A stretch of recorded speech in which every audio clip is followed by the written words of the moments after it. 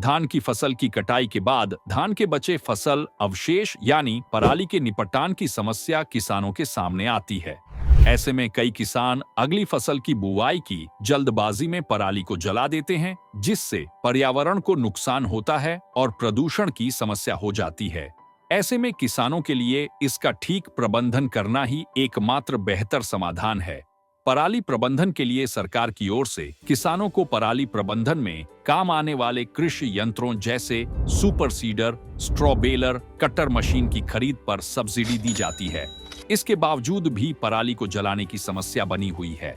पराली जलाने के सबसे अधिक मामले हरियाणा व पंजाब में देखे गए हैं, जो दिल्ली एनसीआर की हवा को जहरीला बना रहे हैं। अब इस समस्या का बेहतर हल खोज लिया गया है। अब किसान पराली को जलाने की जगह इसका उपयोग पशुओं के चारे में कर सकते हैं। बताया जा रहा है कि पराली से बनाया गया चारा पशुओं की दूध की मात्रा को भी बढ़ाने में सहायक है। ऐसे में जो किसान खेती के साथ पशुपालन का काम भी करते हैं, उनके लिए तो दोहरे लाभ की बात है। एक तो पराली को जलाना नहीं पड़ेगा और दूसरा पशुओं के लिए पौष्टिक चारा तैयार हो जाएगा।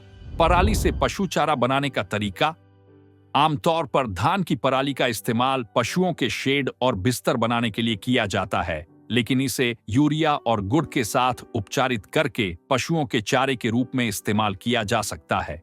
यह जानकारी गुरु अंगद देव पशु चिकित्सा और पशु विज्ञान विश्वविद्यालय लुधियाना के पशु पोषण विशेषज्ञ डॉ. J.S. लांबा ने साझा की। उन्होंने बताया कि किसान 30 लीटर पानी में 1 किलो यूरिया और 3 किलो गुड़ डालकर घोल तैयार कर सकते हैं। यूरिया और गुड़ के घोल को 1 क्विंटल धान के भूसे पर छिड़कें या स्प्रे करें और इसे टोटल मिक्स्ड राशन मशीन में इस तरह मिलाएं कि धान का पूरा भूसा यूरिया गुड़ के घोल से गीला हो जाए।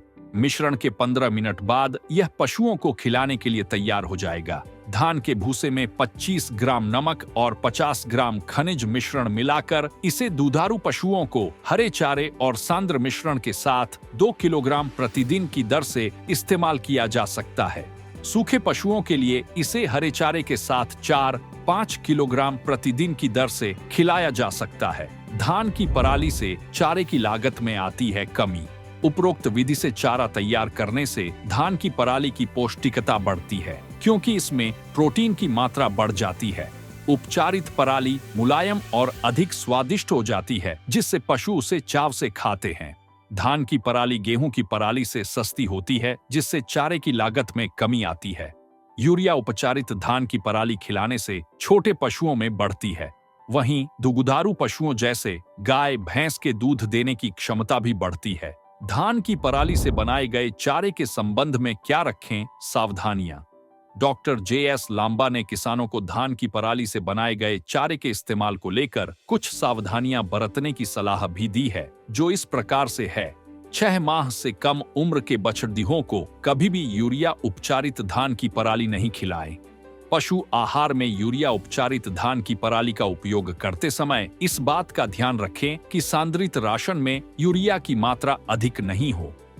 यदि उपचारित धान की पराली में फफूंद से आ गई है तो उसे पशु आहार के लिए उपयोग में नहीं लें। पशु को ऐसा चारा न खिलाएं। घोड़ों और सुअरों को यूरिया उपचारित धान की पराली नहीं खिलाएं।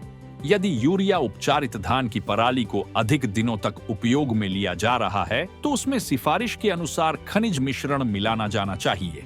एग्रीकल्चर से जुड़ी लेटेस्ट खबरों के लिए हमारा चैनल सब्सक्राइब करें। अब घर बैठे BSc एग्रीकल्चर सिलेबस की किताबें मंगाने के लिए हमारी वेबसाइट bhartibhandar.com विजिट करें।